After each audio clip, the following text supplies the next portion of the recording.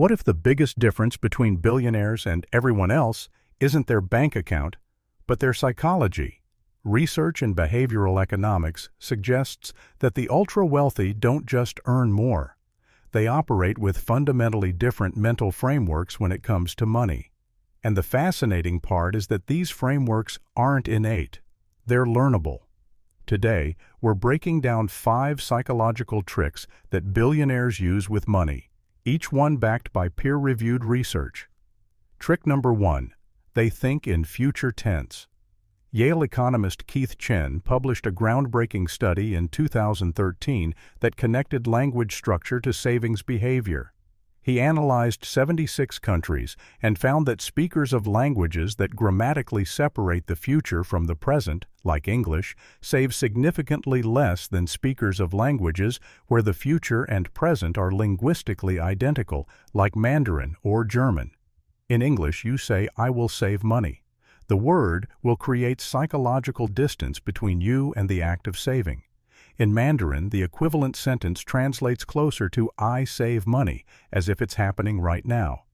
Chen found that this seemingly trivial linguistic difference correlated with a 30% higher savings rate. Billionaires, regardless of their native language, have trained themselves to collapse this temporal distance. When Warren Buffett evaluates an investment, he doesn't think about what it will be worth. He thinks about what it is worth in terms of future cash flows discounted to the present. He doesn't experience the future as distant. He experiences it as already here. You can adopt this framework by changing how you talk about money. Don't say, "I will start investing." Say, "I invest." Don't say, "I will build wealth." Say, "I build wealth." The linguistic shift sounds trivial, but Chen's data shows it changes behavior at a population level. Trick number 2. They apply growth mindset to money. Stanford psychologist Carol Dweck's research on fixed versus growth mindset has been applied to education, sports, and careers for decades, but its implications for wealth building are underexplored. People with a fixed mindset about money believe their financial intelligence is static. They say things like, "I'm just not good with money," or "rich people are lucky." People with a growth mindset about money believe financial skills can be developed. They say, "I haven't learned this yet," or "I can figure this out." A 2019 study published in the Journal of Financial Planning found that individuals with a growth mindset about finances had 40% higher net worth than those with a fixed mindset, even after controlling for income, education, and age. The difference wasn't how much they earned, it was how they responded to financial setbacks. Growth mindset individuals treated losses as learning opportunities. Fixed mindset individuals treated losses as confirmation that the system is rigged against them. Every self-made billionaire interviewed in the research literature describes early failures as education, not evidence. Sarah Blakely, founder of Spanx, has spoken publicly about how her father asked the same question at dinner every night. "What did you fail at today?" Failure wasn't shame, it was data. That is growth mindset applied to money. Trick number 3. They buy optionality, not outcomes. This concept comes from Nassim Taleb's work on anti-fragility and has been widely adopted by Silicon Valley's wealthiest investors. Most people spend money on specific outcomes. "I'll buy this car." "I'll take this vacation." "I'll invest in this stock." Billionaires disproportionately spend money on optionality, meaning they pay for the right to make future decisions with more information. This is why venture capitalists invest small amounts in many startups rather than large amounts in one. Each investment is a call option on a potential billion-dollar outcome. The downside is capped at the investment amount. The upside is theoretically unlimited. But you don't need to be a venture capitalist to think this way. Buying optionality in everyday life means investing in skills rather than status symbols. Learning a new language, earning a certification, building a network. These are call options on future opportunities that haven't been invented yet. Research by economists. Saras Sarasvathy found that successful entrepreneurs make decisions using what she calls affordable loss rather than expected return. They don't ask what's the maximum I could gain. They ask what's the maximum I could lose and can I afford it? This asymmetric thinking explains why billionaires often appear both conservative and aggressive simultaneously. They take many small, calculated risks with capped downsides, and they create abundant psychology through strategic automation. Sendhil Mullainathan at Harvard and Eldar Shafir at Princeton authored a landmark book called Scarcity that changed how economists understand poverty and wealth. Their central finding is that financial scarcity creates a cognitive tax. When you're worried about money, your brain allocates significant processing power to that worry, leaving less capacity for other decisions.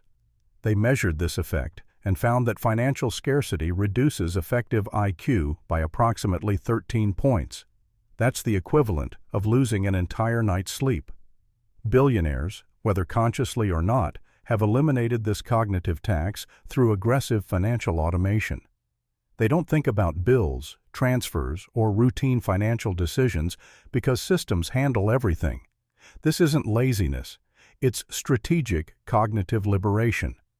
Every mental cycle freed from financial administration becomes available for wealth-building decisions. You can replicate this at any income level. Automate your savings, your bill payments, your investment contributions, and your debt payments. The goal is to reach what psychologists call financial cognitive zero, the state where routine money management requires exactly zero active thought. Research by Brigitte Madrian at Harvard found that employees enrolled in automatic 401k plans not only saved more, but reported lower financial stress and made better decisions in other areas of their lives. The automation didn't just save money, it freed their brains. Trick number 5. They practice probabilistic thinking. Philip Tetlock at the Wharton School spent 2 decades studying prediction accuracy. His superforecasting research identified a small group of individuals who consistently outperform experts, intelligence analysts, and even prediction markets.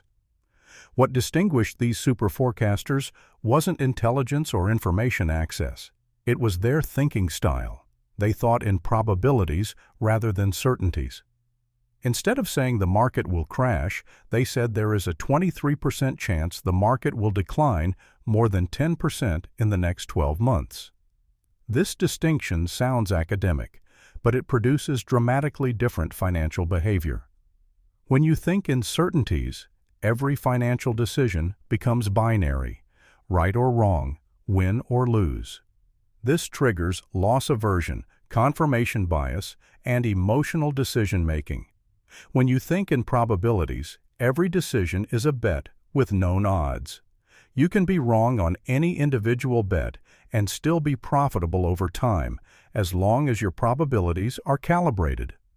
Ray Dalio, founder of Bridgewater Associates, the world's largest hedge fund, has built his entire investment philosophy on what he calls radical probabilism.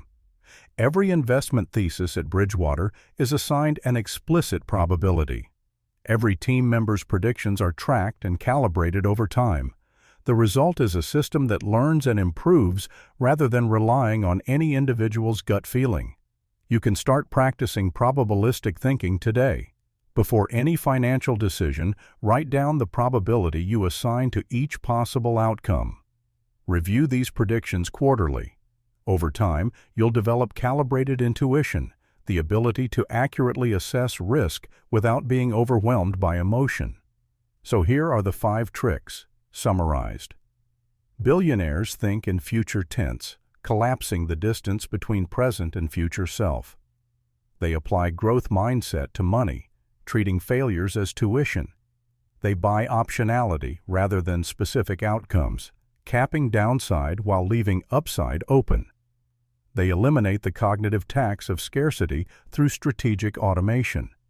And they practice probabilistic thinking, treating every financial decision as a calibrated bet rather than a binary gamble. The most important insight from this research isn't about billionaires at all. It's that these psychological frameworks work at any income level. You don't need to be wealthy to think like the wealthy. But thinking like the wealthy is how ordinary people begin building extraordinary wealth. If this changed how you think about the psychology of wealth, hit subscribe and turn on notifications. Every Tuesday and Friday, we break down the real science behind your financial brain. Next up, we're revealing the IKEA effect, a strange psychological phenomenon that explains why building your own investment portfolio feels more satisfying even when the professionals do it better. Link is on screen now.